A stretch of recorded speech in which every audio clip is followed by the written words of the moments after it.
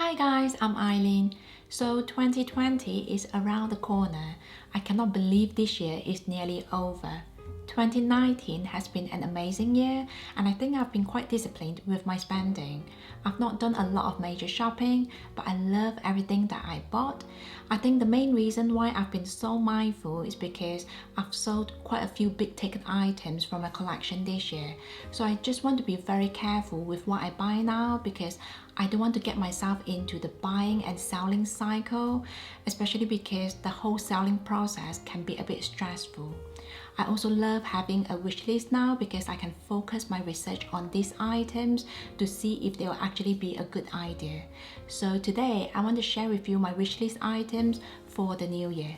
The first item on my wish list is the Hermes HD Ungrate bracelet in rose gold.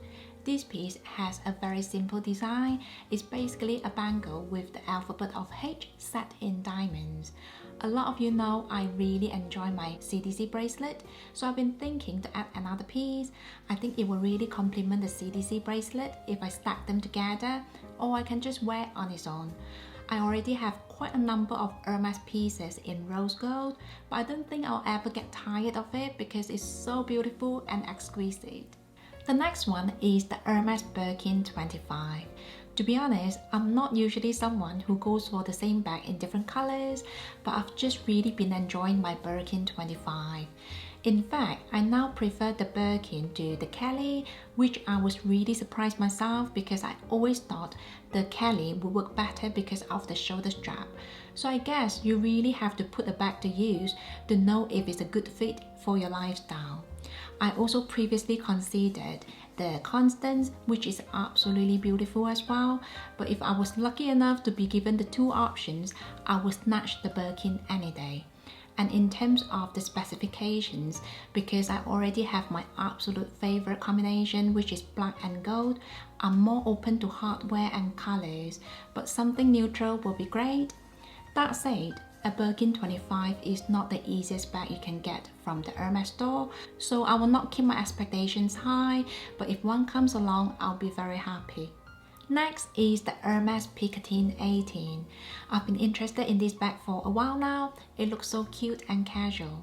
By now, you probably already know I have a thing for top handle bags, so this bag is right up my street.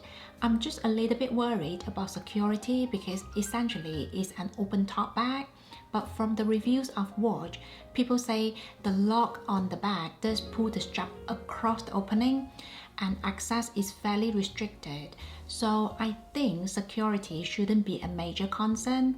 Apparently, although it's small, it can fit a lot, so I think it will be a very practical little bag.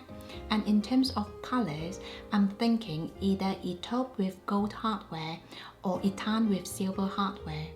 A lot of people say Picatines are relatively easy to get from the Hermes store, but I just want to make sure to do all my homework and research to make sure the bag is right for me. Another handbag is the Louboutin Capucine BB in the color Galette. I've spoken about this piece quite a lot on my channel, so I think many of you are not surprised to see this on my wish list. This is such a classy looking handbag. I love that it's got a top handle and a shoulder strap which is adjustable. Now the Capucines belong to the more premium collections of Louis Vuitton, so they do cost quite a bit more, but I think the price tag reflects the quality because I've seen this bag in the store myself and it's really well made.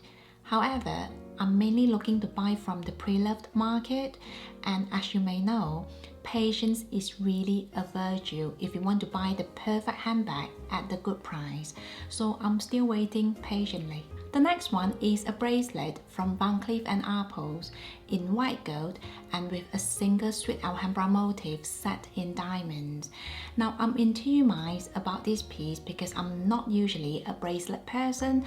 I've always preferred bangles, but I just really love the simplicity of this piece. The motif is very dainty, but it's full of diamonds, so there's no question it's very sparkly. I also don't have any white gold bracelet, so I think it will be a good addition to my collection. This design is just timeless, and I can certainly see myself still wearing this piece in the many years to come. I have one necklace on my wishlist, and it's the Susanne diamond bar necklace in rose gold. I've been admiring her pieces for quite some time now because the designs are very modern and refreshing. This necklace is not like anything I have in my collection. It's very chic and contemporary, and I think it's the perfect accessory to complete a simple outfit. Now I've heard that her pieces do go on sale, so for now I'm watching closely for a good deal. Next is a pair of earrings from Cleef and Arpels. Now I've been thinking to add another pair of earrings to my collection, and I've narrowed them down to 3 options. So the first ones are the vintage Alhambras in tiger eye and yellow gold. Now I was contemplating if I should go for the sweet Alhambras again, but I've decided I want something that will make a statement piece, and I think the vintage Alhambra motifs are the perfect size for that.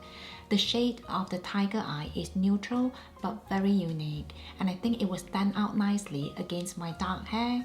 I also really like the clipping mechanism of these earrings because it will clip the motif nicely in place so it doesn't rotate around throughout the day. The second pair of earrings that I'm very interested in are the De Beers Lotus earrings in the medium size. These look very flattering in my opinion, and is something that you can wear with just about anything.